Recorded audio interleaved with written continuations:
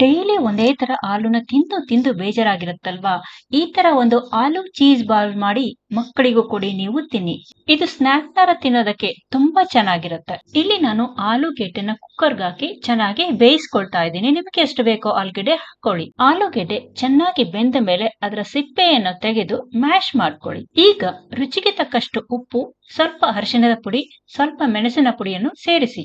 Binding agent ಆಗಿ ನಾನಿಲ್ಲಿ corn flour ನ ಸೇರಿಸ್ಕೊಳ್ತಾ ಇದ್ದೀನಿ. ಹಿಟ್ಟನ್ನು ಚೆನ್ನಾಗಿ ಬೆರೆಸಿಕೊಂಡು ಚಪಾತಿ ಹಿಟ್ಟಿನಂತೆ ನಾದಿಕೊಳ್ಳಿ. ಹಿಟ್ಟನ್ನು ಈಗ ಗೋಲಿ ಗಾತ್ರದ ಉಂಡೆಗಳಂತೆ ಮಾಡಿಕೊಳ್ಳಿ. ನಾನಿಲ್ಲಿ ಚೀಸ್ ಅನ್ನು ಮೊದಲೇ ಚಿಕ್ಕ ಚಿಕ್ಕ ತುಂಡುಗಳನ್ನಾಗಿ ಕತ್ತರಿಸಿಟ್ಟಿದ್ದೀನಿ.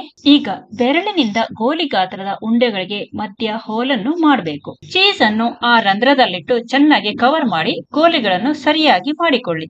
ಒಂದು ಬಾಣಲೆಗೆ ಎಣ್ಣೆಯನ್ನು ಹಾಕಿಕೊಂಡು ಬಿಸಿ ಮಾಡಿಕೊಳ್ಳಿ. ಬಿಸಿಯಾದ ಎಣ್ಣೆನಲ್ಲಿ ಉಂಡೆಗಳನ್ನೆಲ್ಲ ಹಾಕಿ ಕೆಂಪಗೆ ಕರಿದುಕೊಳ್ಳಿ. ಉರಿಯನ್ನು ದೊಡ್ಡದಾಗಿ ಇಟ್ಕೊಂಡು ಕರೆದುಕೋಬೇಕು.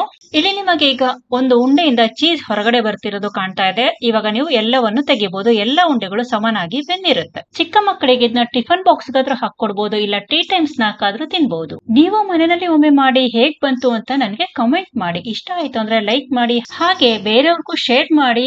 ಇಲ್ಲಿವರೆಗೂ ಸಬ್ಸ್ಕ್ರೈಬ್ ಮಾಡಿಲ್ಲ ಅಂದ್ರೆ ಸಬ್ಸ್ಕ್ರೈಬರ್ ಅದನ್ನು ಒತ್ತಿ. ಮತ್ತೆ ಹೊಸ ವಿಡಿಯೋದೊಂದಿಗೆ ನಿಮ್ ಜೊತೆ ಬರ್ತೀನಿ. ಅಲ್ಲಿವರೆಗೂ ಹ್ಯಾಪಿ ಸ್ನಾಕಿಂಗ್.